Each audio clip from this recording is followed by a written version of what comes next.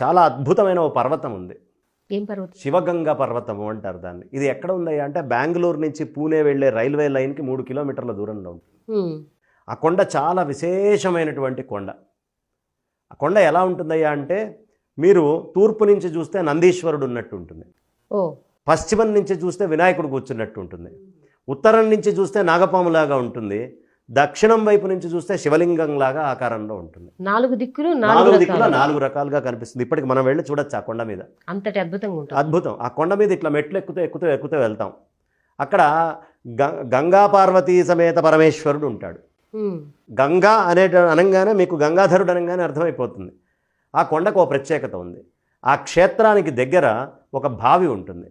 ఆ బావి ప్రత్యేకత ఏమిటయ్యా అంటే ఎంత వానలు పడితే అంత లోపలికి వెళ్ళిపోతాయి నీళ్లు. ఎంత ఎండలు ఉండి వాన అనేది లేకపోతే అంత పైకి వచ్చేస్తాయి. ఇట్లా ముంచుకొని ఎండాకాలంలో నీళ్లు తాగొచ్చు. ఇది ఒక విచిత్రం. ఇది చాలా విచిత్రం. అసలు ఆ కొండే విచిత్రం. నీళ్లు ఎక్కువ వర్షాలు వస్తే నిండుతాయి కదండి. నిండుతాయి, కానీ ఇక్కడ ఇంకిపోతుంటాయి. ఎంత వర్షం పడితే అంత ఇంకుతాయి నీళ్లు. వేసవిలో పైకి వస్తాయి. ఎంత తక్కువ నీళ్లు పడితే భూమి మీద అంత ఎక్కువగా పైకి లేచి వస్తుంది. కాబట్టి ఇప్పటికి ఆ కొండను చూడొచ్చు మనం. అందులో అక్కడ ఒక తొట్టి ఉంటుంది, తొట్టి లాంటి బావి. దీని ప్రత్యేకత ఏమిటయ్యా అంటే మిగతా రోజుల్లో ఎప్పుడూ చుక్క నీళ్లు ఉండవు.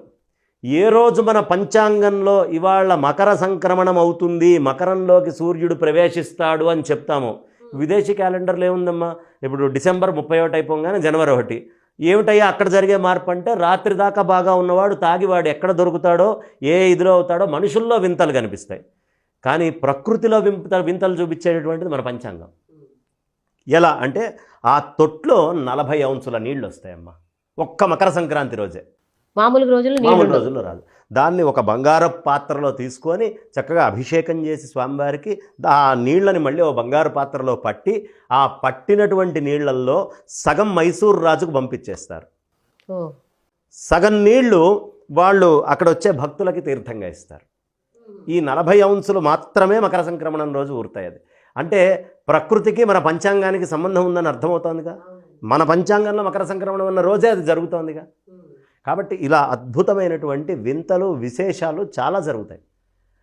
అక్కడ ఈ మకర సంక్రమణం రోజు ఎవరు పార్వతీ పరమేశ్వర్లకి ఆరాధన చేసుకొని ఆ తీర్థం తీసుకుంటారో వాళ్ళకి ఎలాంటి బాధలు కష్టాలు ఉండేటటువంటి అవకాశం లేదు, అనారోగ్యాల నుంచి దూరం ఉంటారు.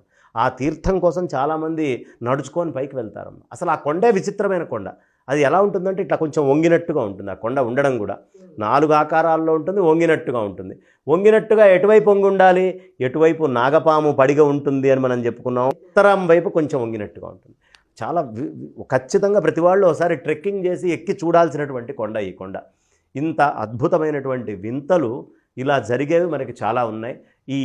ఈ వింతలు ప్రతి వాళ్ళు తెలుసుకుంటే మన పంచాంగం యొక్క గొప్పతనం ఏంటి అనేది అర్థమవుతుంది. ఎందుకు మన పూర్వీకులు ఇంత ప్రాధాన్యత ఇస్తున్నారు ఈ సంక్రమణానికి అనేది తెలుసు.